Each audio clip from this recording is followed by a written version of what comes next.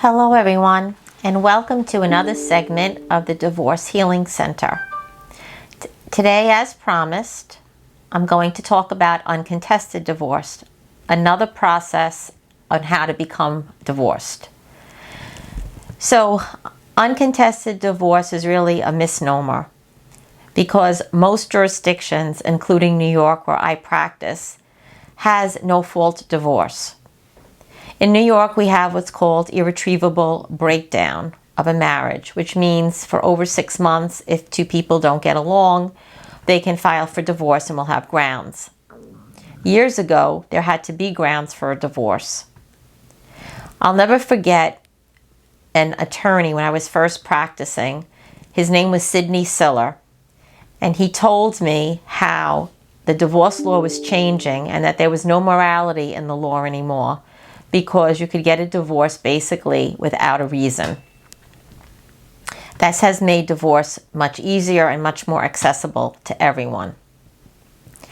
So, uncontested means that there is no dispute about the divorce, which is really what the law is. The problem with uncontested is many people think that that means that it's resolved and easy. However, that's only one aspect of the divorce.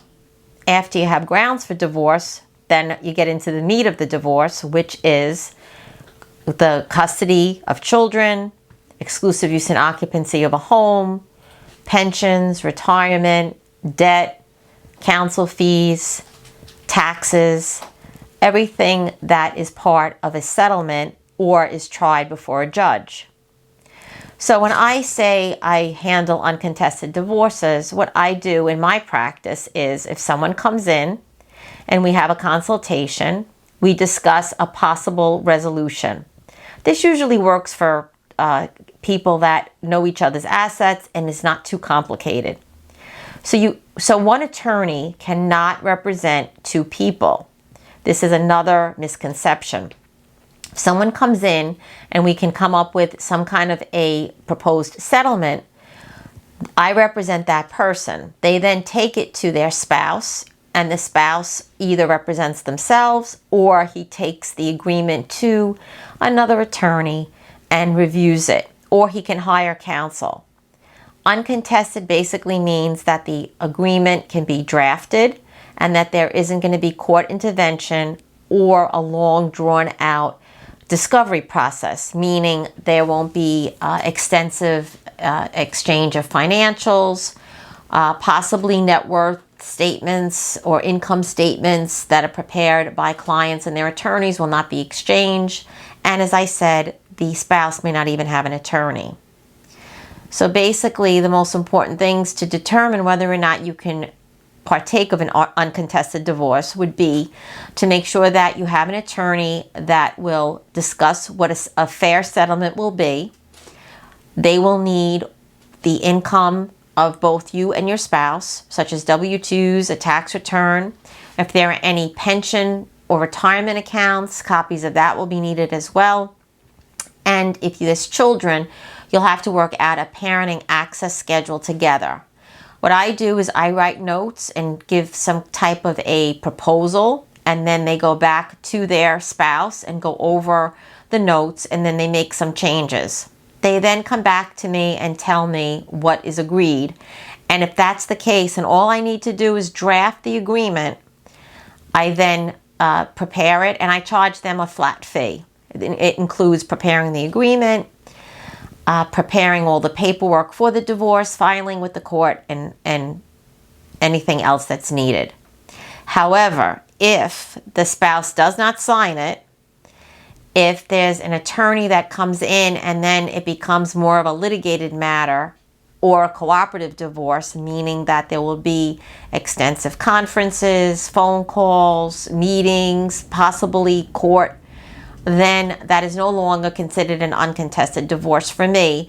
And then there'll be an additional retainer, and then we move into more of a contested divorce. So even though uncontested is uncontested because of grounds, it can become contested if you don't have an agreement and you're not agreeing on terms. So that's really the key as to whether or not you have an uncontested divorce.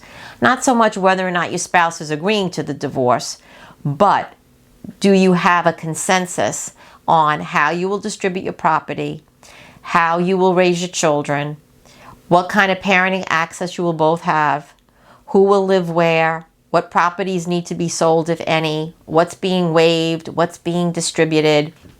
All those things must be considered. So I have had great success with uncontested divorces. I usually have a very thorough consultation. I do all the numbers for child support, maintenance in the consultation. I advise them of what their rights are. We discuss possible resolutions, what they think their spouse may or may not want.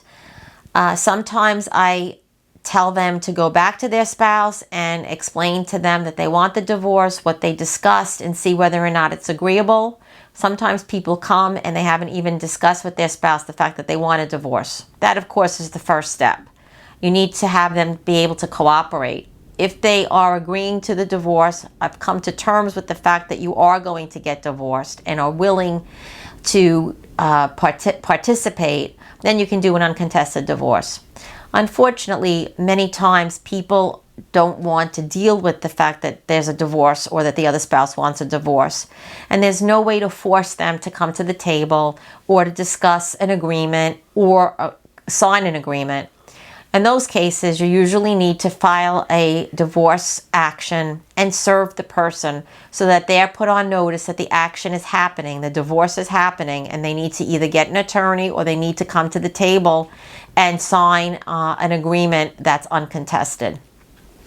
Unfortunately, with the entire aspect of divorce, you never really know what you're going to get until you're in it. Kind of like what Forrest Gump said about life's a box of chocolates. Well, that can also be used for the divorce as well. It's a box of chocolates. You never know what you're going to bite into and what you're going to get, or how many pieces of chocolate it's going to take for you to get divorced.